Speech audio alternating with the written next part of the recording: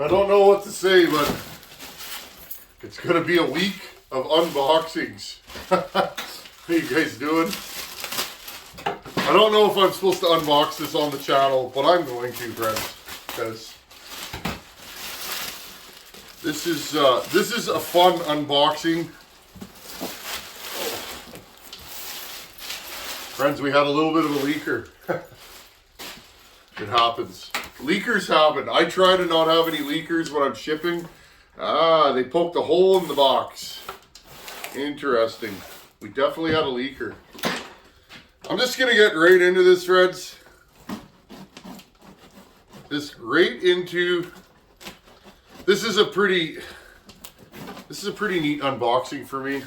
I'm going to try and get it open before. I'm going to take the waybill off. I don't know if you call it a waybill in when we get a shipment at work, so I'm just going to call it a waybill. I don't know if that's what you call it when it's private mail, but hopefully you guys can see me. How you guys doing? I got to clean the driveway today.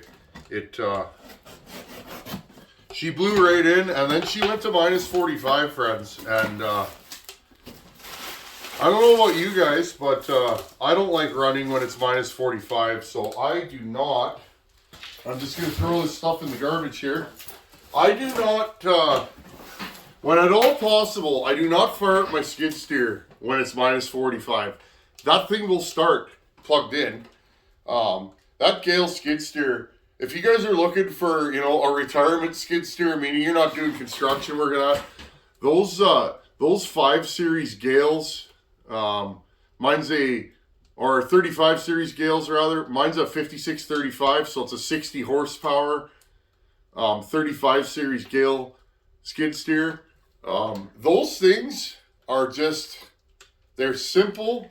They're not modern. They don't have the hydraulic speed of a modern skid steer, but they're just good machines. And that one there, like that thing will start at minus 20, not plugged in. I don't like doing that because she gets real cranky.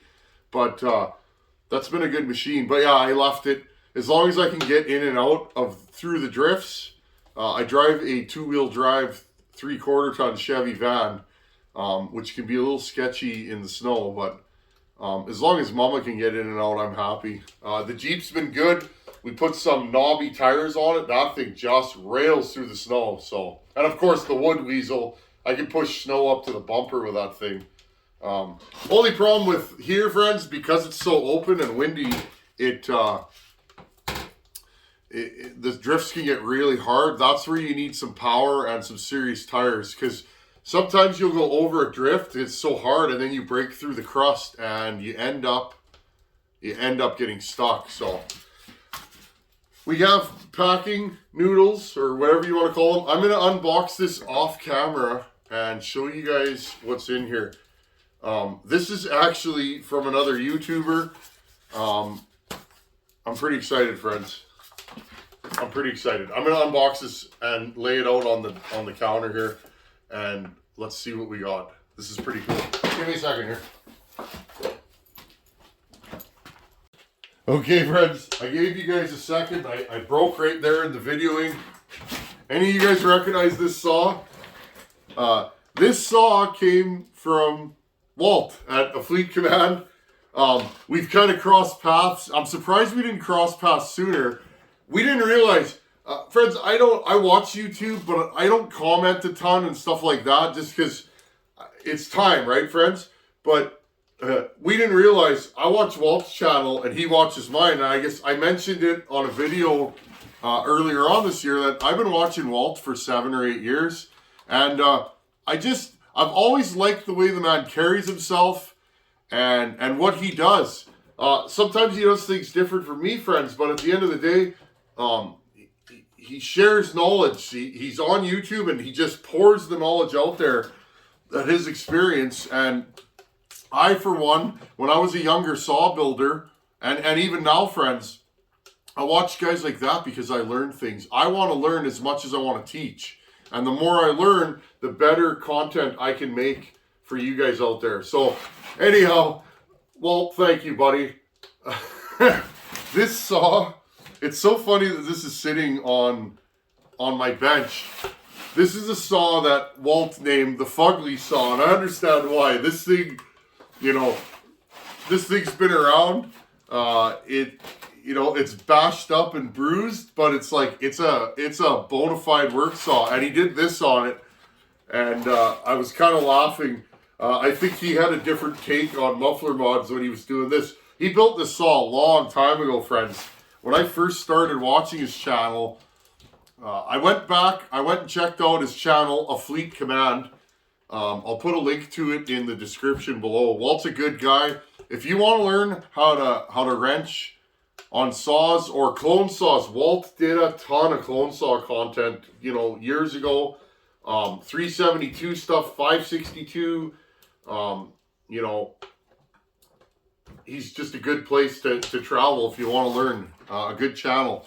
But this saw, friends, was one of the saws that rode around in his truck quite a bit many years ago. Well, he warned me, friends, that it is an ugly saw, but he warned me that this thing has stiff compression, and he's at the point in his journey, friends, I don't think he wants to start stuff like this anymore.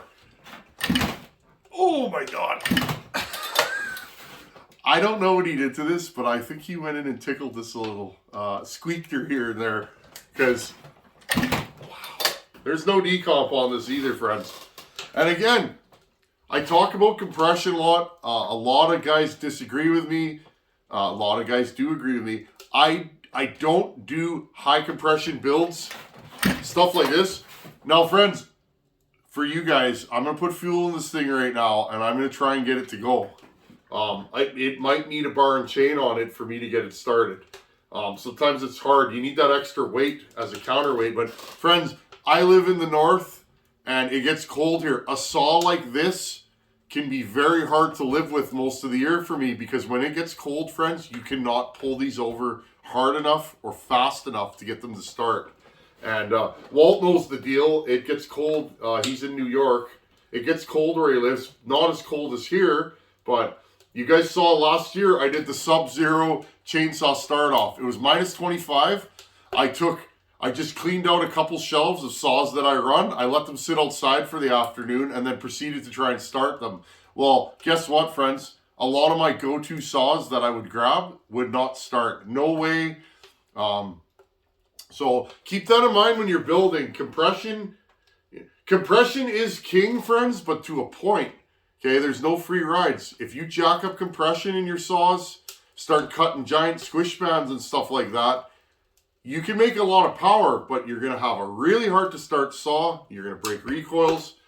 You may or may not eat bearings depending on the RPM you're spinning. And in the summer, that saw is going to run hot. If you put it down to stop for a break, that saw might not restart, friends.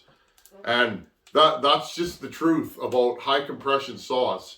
And they're hard to start. So keep that in mind when you're building. If you want something that's easy to live with, sometimes picking middle of the road timing numbers and transfer size and intake timing and compression, that's a saw that you're going to use more often than not. At least that's the way it works in my world. Okay, I went outside. My fuel lives in the bed of my truck, friends, always. I always have my jerry can with me. But I'm just gonna put a little splash of gas in here. I want to hear this saw run. I got all that ash to block up, and I'm probably not going to swing an axe much this winter. I still have a shoulder injury, friends, my left shoulder. I heard it at work trying to be Superman like I do. Had something heavy over my head, and my ladder kind of moved and pop went the shoulder. And it's better, friends. I couldn't lift my arm up about 8 months ago. My shoulder's getting better, but I have to be careful swinging an axe, because sometimes after I'm done, the pain is pretty bad. But it's healing. I have some exercises I'm doing. I'm supposed to hang, and it actually, believe it or not, hanging really helps. So I don't even have my hearing protection here, friends. Oh, well, let's just fire this thing up. Okay. Pull the choke. Choke's missing on this. It's got a wire. Again, Walt, thank you, buddy. You didn't have to do this. right away, he's like, I got a saw for you, my friend. And I was like, okay. I hope I can start this. If I can't start this, friends, then you guys are all going to have to laugh at me. But I am honored to have a Hilltop saw on my bench. I would actually, friends, believe it or not, I would like to get a couple more saws. Maybe get a couple guys to build me a saw. I'd like a few saws from guys that I really respect in the industry, guys that are my friends. Like Donnie Walker, friends, I gotta get a Walkerized power saw. I really like what they do. Their builds are totally different than mine, but I really enjoy the way their saws run and the power they make and the reliability. And you know, one of these days, friends, I'm gonna have to get in the line, and I would like to order a Walkerized saw. My biggest problem, friends, is I don't know what I would order from Donnie, because I don't know much about the new saws. Probably a 572 would probably be the best saw for me, but maybe I would order maybe a 462. I don't know, friends. I'm kind of on the fence. When I decide, though, I'd love to get the Iron Horse twist his arm one day. Hey, Harv, I'd love Harv to build me one of his saws. I know people think that's funny. I can do it, and yeah, I can build saws, but every builder's saws run different, and there are things I appreciate about the other guy's work. And I've never run a Walterized saw, so hopefully I can start it. Just gonna make sure you guys can see the fugly saw. I know he squeaked this thing a little bit, friends. I'm 100% sure. Okay.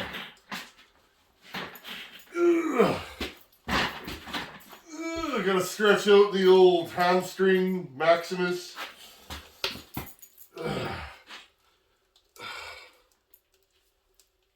I hear this thing's a bear to start.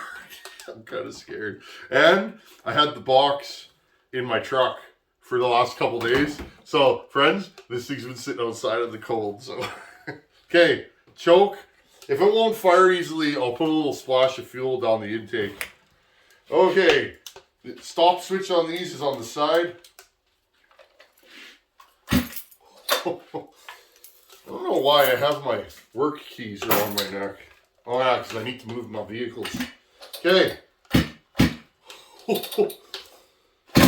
Wow. This thing has ridiculous amounts of compression. Wow. Okay, she's not a drop starter. Oh, Walt, you're making me laugh right now, buddy. Okay, hold on, friends, because this thing's dry, and wow. I gotta laugh because he did warn me. If I had a bar and chain on this, that little bit of extra weight, it would probably be a little bit easier. This thing's cool. The fugly saw on my bench.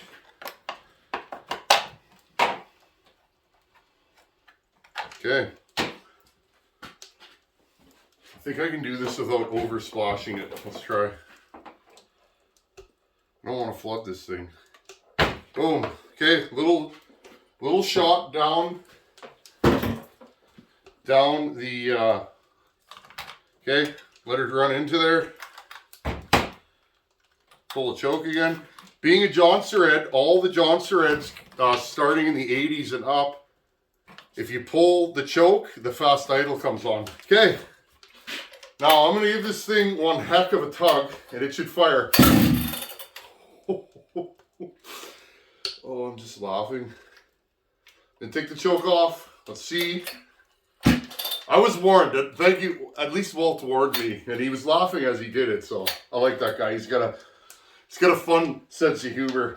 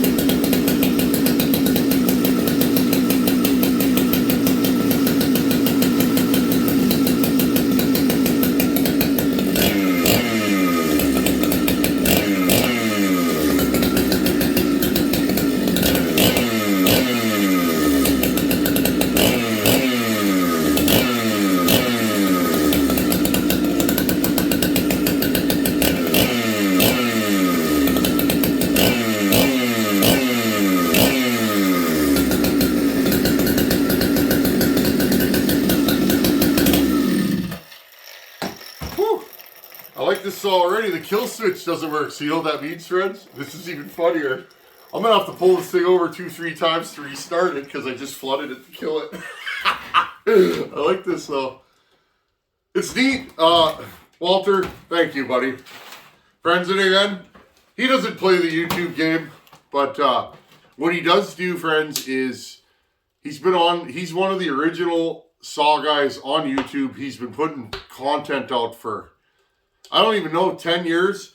A lot of the stuff I learned when I'm starting out, I would just go over to Walt's channel, friends. So, again, Walt, Harvey, I watch Donnie Walker all the time. The Iron Horse, friends. If you want to make horsepower in a saw and have a good running, reliable logging saw, go watch Harvey's stuff. He's been doing this a long time, modding saws and engines in general, and I mean, a lot of that stuff. The mechanical side, Walter taught me a lot of the mechanics on these saws and how they come apart and that early on, and just by watching his channel. Never met the man, but I really appreciate this. And again, friends, good builder. This thing fired right up. Notice once I put the air filter on, it settled down. You could hear it was idling a little fast. The air filter will slow the air down and it'll richen it up a little bit. Once I get the air filter on, you poke the throttle, this thing lights up nicely. It's moving a ton of air. The exhaust is moving 8 feet away, and it runs and starts. And yeah, it's a little rough around the edges, friends, but this is a saw that you're going to use. I can't wait to go cutting with this. Okay, ready? Let's do it.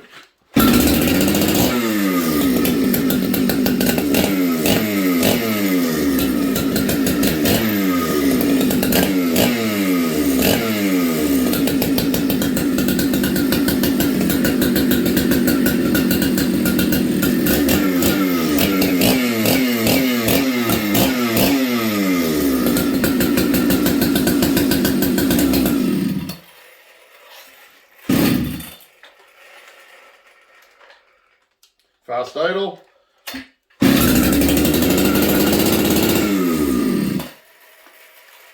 I like this saw already. She's, I can tell this is going to be a reliable saw. I mean, I'm just putting the fast idle on, friends. Ready?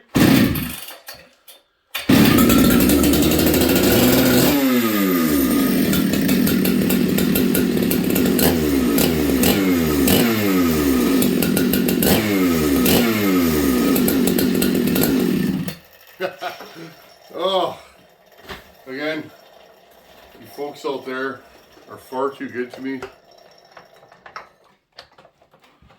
So here's what she looks like with the side cover on. These are very similar, but friends, in this era, I feel like Jonsered got the upgrades first before Husqvarna. Whether they were upgrades or downgrades, if Husqvarna had a new idea, oh, it's smoky in here now, friends. If Husqvarna was going to change something on their saws, like maybe they were going to cut the bottom of the cylinder skirt off, right? They tended to do it on the Jonsereds first. So a lot of times, a similar model or a comparative model between the Husqvarna line and the Jonsered line, the Jonsered will run a little better and make more power. I've always found Jonsered saws were a little bit warmer in some cases. Even 162 Husqvarna and the 630 Super Jonsered are the same saw, but I find the 630s are a little hotter. I don't know why. Often, actually I do know why, friends, now that I'm thinking about it. Often, the 630 Super got the new style bigger carburetor that the newer Husqvarna's got, the same size of carb body, like the 266, the 268, and the 272. They got the next size up carb body in the Tillotson HS line. Well, the 630s, they also got that before. I have some really early 630 Supers here, like carcasses and that, and what carbs on them? The modern upgraded carb that you saw on all the Husqvarna. And that's the reason those saws make a little more power on top, and you notice it. They almost feel more akin to a 266 than a 162, but they're only 60 cc's, friends. They pull a lot harder, and the reason for that is they got some upgrades that Husqvarna never got. And then Husqvarna dropped their 60 cc saw and just made the 61 Rancher. I'm not sure when Jonsered dropped the 630 Super line. I have some ones that are pretty new and pretty old. I think they made those for a long time, but it's a shame that Jonsered never got the 272 top end on any of their saws. Anyhow, I'm flopping. I could talk saws all day, friends. I just love them. Walter, thank you, buddy. Friends, please, if you're looking for saw info, go check out Walter's channel. His back catalog of repairs is incredible. There's just a ton of good stuff. If you want to learn how to do bottom ends, he pulls them together, but he also uses heat sometimes. So you can see both ways on his channel. I only use heat, friends, because I don't have all the tools to pull them together.